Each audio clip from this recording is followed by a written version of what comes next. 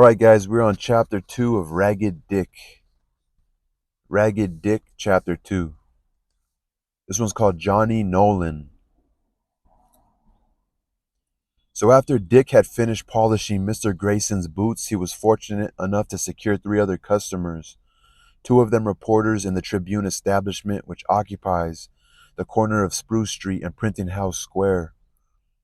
When Dick had got through with his last customer, the City Hall clock indicated 8 o'clock. He had been up an hour and hard at work and naturally began to think of breakfast. He went up to the head of Spruce Street and turned into Nassau. 2 blocks further and he reached Ann Street. On this street was a small, cheap restaurant where for 5 cents Dick could get a cup of coffee and for 10 cents more a plate of beefsteak with a plate of bread thrown in. These Dick ordered and sat down at a table. It was a small apartment with a few plain tables unprovided with cloths, for the class of customers who patronized it were not very particular.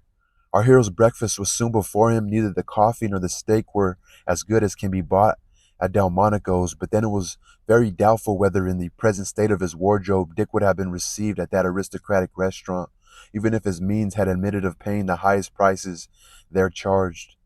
Dick had scarcely been served when he espied a boy about his own size standing at the door looking wistfully into the restaurant. This was Johnny Nolan, a boy of 14 who was engaged in the same profession as Ragged Dick. His wardrobe was in very much the same condition as Dick's. "Had your breakfast, Johnny?" inquired Dick, cutting off a piece of steak. "No." "Come in then. Here's room for you." "I ain't got no money," said Johnny, looking a little enviously at his more fortunate friend. "Haven't you had any shines?" "Yes, I had one, but I shan't get any paid till tomorrow." "Are you hungry?" "Try me and see. Come in, I'll stand treat this morning." Johnny Nolan was nowise slow to accept this invitation and was soon seated beside Dick. "What'll you have, Johnny?" "Same as you. Cup of coffee and beefsteak," ordered Dick. These were promptly brought, and Johnny attacked them vigorously. Now, in the bootblacking business, as well as in higher avocations, the same rules prevails. The energy and industry are rewarded, and indolence suffers. Dick was energetic and on the alert for business, but Johnny the reverse. The consequence was that Dick earned probably 3 times as much as the other. "How do you like it?" asked Dick, surveying Johnny's attacks upon the steak with evident complacency. "It's hunky." I don't believe hunky is to be found in either Webster's or Worcester's big dictionary, but boys will readily understand what it means. "Do you come here often?" asked Johnny. "Most every day. You'd better come too." "I can't afford it." "Well, you ought to then," said Dick. "What do you do with your money? I'd like to know." I don't get near as much as you, Dick." "Well, you might if you tried. I keep my eyes open. That's the way I get jobs. You're lazy, that's what's the matter." Johnny did not see fit to reply to this charge. Probably he felt the justice of it, and preferred to proceed with breakfast, which he enjoyed the more as it cost him nothing. Breakfast over, Dick walked up to the desk and settled the bill. Then, followed by Johnny, he went out into the street. "Where are you going, Johnny?" "Up to Mr. Taylor's on Spruce Street to see if you don't want to shine." "Do you work for him regular?" "Yes, him and his partner wants to shine most every day. Where are you going?" "Down front of the Astor House. I guess I'll find some customers there." At this moment, Johnny started and dodging into an entryway, hid behind the door, considerably to Dick's surprise. "What's the matter now?" asked our hero. "Has he gone?" asked Johnny, his voice betraying anxiety. "Who's gone? I'd like to know." "The man in the brown coat." "What of him? You ain't scared of him, are you?" "Yes, he got me a place once." "Where?" "Ever so far off."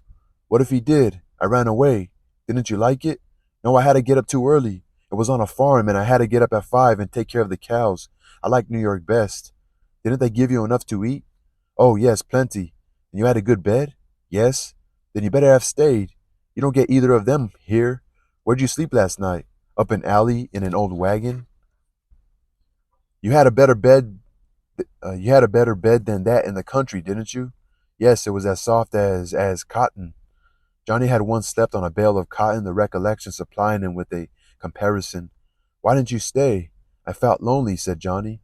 Johnny cannot exactly explain his feelings, but it is often the case that the young vagabond of the streets, though his food is uncertain and his bed may be any old wagon or barrel that he is lucky enough to find unoccupied, when night sets in, gets so attached to his precarious but independent mode of life that he feels discontented in any other. He is accustomed to the noise and bustle and ever varied life of the streets, and in the quiet scenes of the country misses the excitement in the midst of which he has always dwelt. Johnny had but one tie to bind him to the city. He had a father living, but he might as well have been without one.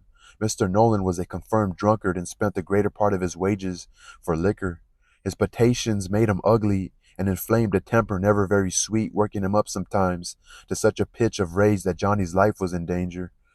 Some months before, he had thrown a flat iron at his son's head with such terrific force that unless Johnny had dodged, he would not have lived long enough to obtain a place in our story.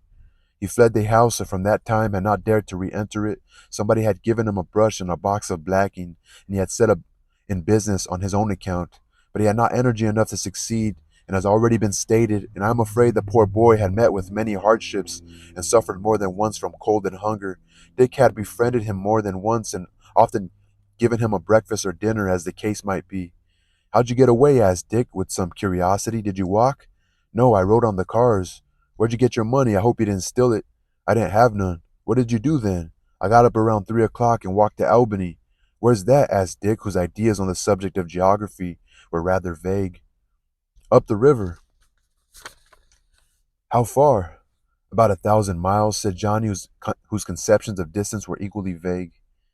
"Go ahead, what did you do then?" "I hid on top of a freight car and came all the way without their seeing me. The man in the brown coat was the man that got me the place, and I'm afraid he'd want to send me back." "Well," said Dick reflectively, "I don't know as I like to live in the country. I couldn't go to Tony Pastor's or the old Bowery. There wouldn't be no place to spend my evenings, but I say it's tough in winter, Johnny, especially when your overcoat's at the tailor's and likely to stay there." "That's so, Dick, but I must be going, or Mr. Taylor will get somebody else to shine his boots." Johnny walked back to Nassau Street while Dick kept on his way to Broadway. "That boy," soliloquized Dick as Johnny took his departure, "ain't got no ambition. I bet he won't get 5 shines today. I'm glad I ain't like him. I couldn't go to the theater, nor buy no cigars, nor get half as much I wanted to eat. Shine your boots, sir?" Dick always had an eye to business, and this remark was addressed to a young man dressed in a stylish manner who was swinging a jaunty cane. "I've had my boots black once already this morning, but this confounded mud has spoiled the shine. I'll make 'em all right, sir, in a minute."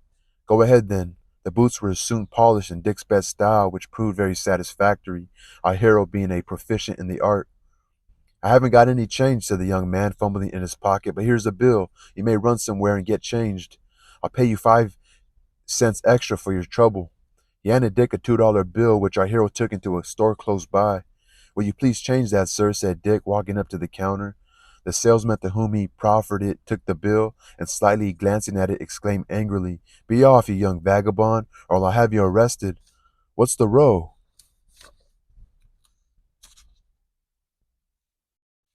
"What's the problem?" "You offered me a counterfeit bill." "I didn't know it," said Dick. "Don't tell me. Be off, or I'll have you arrested." So that's the end of Johnny Nolan. That's funny. Excuse me.